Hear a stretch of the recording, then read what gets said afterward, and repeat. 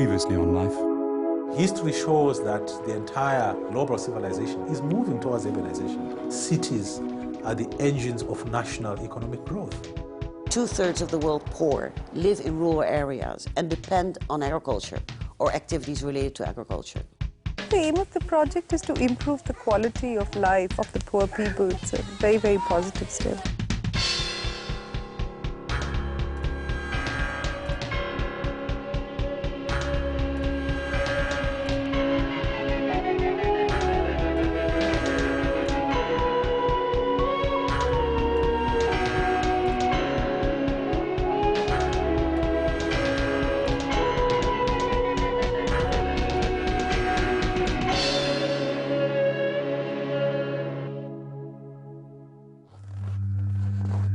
Winter in Mongolia.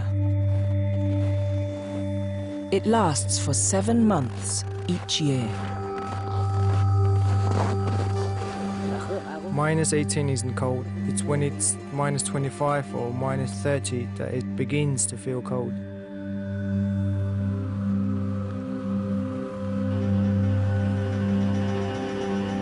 Mongolia faces huge ecological and economic challenges as it makes the transition from its communist past to a free market economy.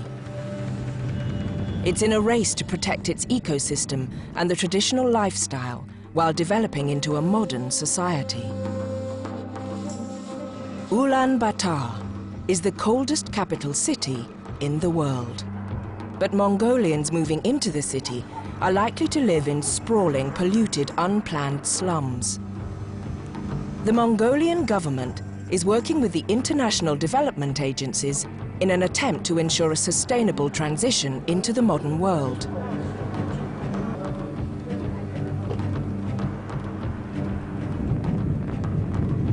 While the future remains uncertain, the debate is certainly warming up.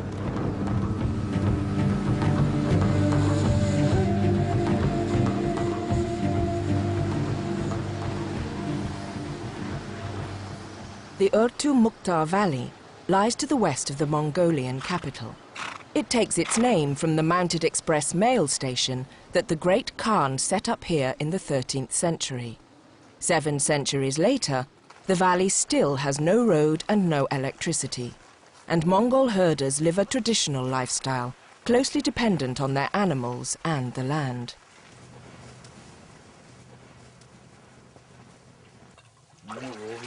Dorchma Tukchin and her family moved here in 1970. At 70 years old, Dorchma is the matriarch of the family and knows the valley well. This was the most beautiful place. Ours was the only ger. The grass was high and the water was clean. Dorchma and her family live in a traditional Mongolian ger, arguably the most perfectly designed tent ever made. It's insulated with rolled wool, felt, a natural barrier against extreme cold.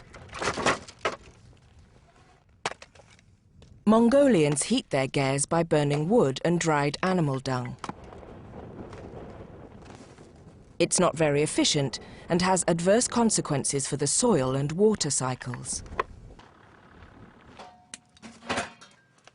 But when survival is an issue, ecological damage is not necessarily the first thing considered. Out here, you have to work hard and rely on yourself. You can't rely on others or just sit and wait for help. Each person determines how their life will be.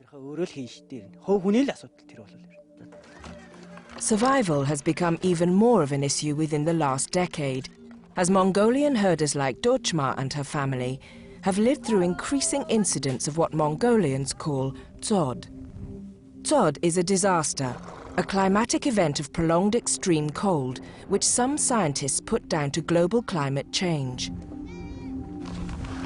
Between 1999 and 2002, Mongolia lost more than 10 million animals, almost a third of its domestic herds, to the dzod. For the traditional nomadic people of Mongolia, the dzod threatens their way of life. And it comes at a time when increasing numbers, up to 5% of the population each year, are leaving the land and heading for the cities, particularly the capital, Ulaanbaatar. This demographic shift is fundamentally changing Mongolia. Formerly part of the Soviet bloc, Mongolia's been moving toward a free market economy since 1990. Central Ulaanbaatar is beginning to look like a modern metropolis.